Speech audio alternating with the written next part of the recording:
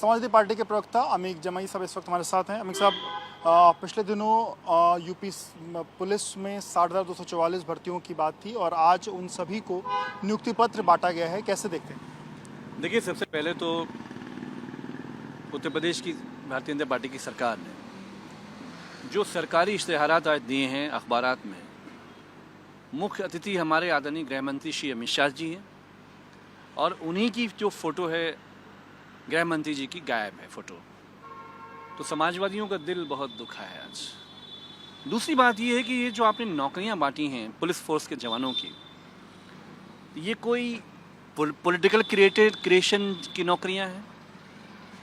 भाई, आपने ही कहा था कि हर साल भारतीय जनता पार्टी 2 करोड़ नौकरियां देंगी, तो 8 साल मिला लीजिए तो हो गया 16 करोड़ नौकरियां, और आप 56,000 और 58,000 पे आप भर्तियां कर रहे हैं, वो भी पुलिस फोर्स की भर्तियां। कल आप कहेंगे कि जो IAS IPS बन रहे हैं, जो PCS हो रहे हैं, जो PCSJ हो रहे हैं, वो भी भारतीय जनता पार्टी की भर्तियां हैं। 8 साल में एक नौकरी दी, शर्म नहीं आती भारतीय जनता पार्टी को? सरकार ये बात करी कि लगभग 8 लाख से अधिक जो सरकारी नौकरियां हैं वो दी गई हैं और आप लोग की सरकार पर निशाना साधा है कि 2017 के पहले नौकरियां जिनको मिलती थी उसमें जो लोग थे वो झोले लेकर निकल जाते थे और बिना पैसे के कोई नौकरी नहीं मिलती। अब पारदर्शी तौर पर और बिना किसी रिश्वत के लोगों को नौकरियां मिल रही हैं। पूरे 8 साल में जितनी भी नौकरियां आई हैं, क्या ये बात सही नहीं है कि बड़े बड़े ऑफिसर्स उसके अंदर इन्वॉल्व थे पर्चा लीक करवाने में? गुजरात की एजेंसियां इन्वॉल्व थी पर्चा लीक कराने में, चाहे वो लेखपाल की नौकरियां हों, चाहे पुलिस फोर्स की नौकरियां हों, चाहे वो शिक्षकों की नौकरियां हों।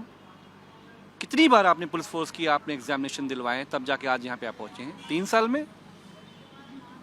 तो सरकार पूरे तरीके से 8 साल में पहली नौकरी, वो भी जो एक पुलिस फोर्स का एक बोर्ड बना हुआ है। भाई, हर साल तो 60,000 लोग तो रिटायर्ड होते होंगे ना। 60,000 लोग रिटायर्ड होंगे तो पुलिस फोर्स का एक ऑटोनोमस बॉडी है जिसके जरिए उसका सिलेक्शन होता है।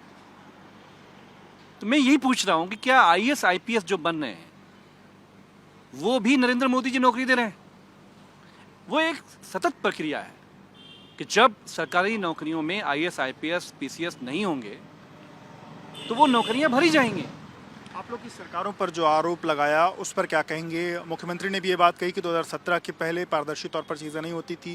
गृहमंत्री अमित शाह ने भी ये बात कही कि 14 में देश में अच्छा काम होने लगा था, पर तब 17 तक उत्तर प्रदेश में चीज़ों का लोगों को लाभ नहीं मिल पाया और ये यहाँ तक आ गया कि 17 के बाद जब यहाँ सरकार बनी उसके बाद ही बिना किसी पैसे के, बिना किसी रिश्वत के लोगों को नौकरियाँ मिली। देखिए, गृहमंत्री जी को यही बात बोलना चाहिए था कि 8 साल का मतलब 16 करोड़ नौकरियाँ और नियुक्ति पत्र बांटा जा रहा है। नियुक्ति पत्र क्या होता है? IAS IPS जो बन रहे हैं उसमें आपका कंट्रीब्यूशन क्या है? पुलिस नौजवान भर्तियों के जरिए जो लोग आ रहे हैं उसमें आपका क्या कंट्रीब्यूशन है? माननीय राष्ट्रीय अध्यक्ष जी ने समाजवादी सरकारों में हमने दूर दराज की सभी बेटियों को लैपटॉप बांटने का काम किया, हमने 11-12 की बच्चियों को स्कॉलरशिप देने का काम किया। जितने भी सरकारी स्कूल हैं उसको कैसे उसकी स्टैंडर्ड को बढ़ाया जाए। शिक्षकों की भर्तियाँ हुई, उर्दू शिक्षक की भर्तियाँ हुई, मदरसा बोर्ड के जरिए जो शिक्षक थे उसकी भर्तियां हुई। आज भी उत्तर प्रदेश में 60% जो हायर एजुकेशन है, विश्वविद्यालय हैं, वहां पे नौकरियां खाली हैं।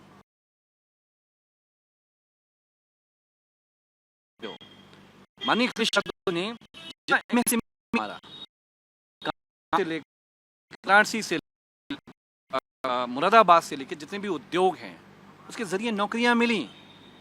तो ये बहुत अफसोस है कि 16 करोड़ नौकरियां हर साल 2 करोड़ वाली सरकार 60,000 नियुक्तियों का पत्र बांटने के लिए आदरणीय गृह मंत्री जी बुलाए गए और उनका उत्तर प्रदेश में फोटो ही गायब है। बहुत अफसोस की बात है। बहुत बहुत शुक्रिया बात करने के लिए। तो आप हमें जमीन साहब को सुना, जिनका कहना है कि सरकार ने 2 करोड़ नौकरियां हर साल का दावा किया था, पर वहीं अगर हर साल सरकारी आंकड़ों की बात की तो लगभग 8 लाख से अधिक नौकरियों की बात, और अगर इस वक्त 60,000 अधिक नौकरियों की बात कही जा रही है तो बिल्कुल सरकार को अपने अंदर जो है झांकना चाहिए कि क्यों उनके कथनी और करनी में फ़र्क है।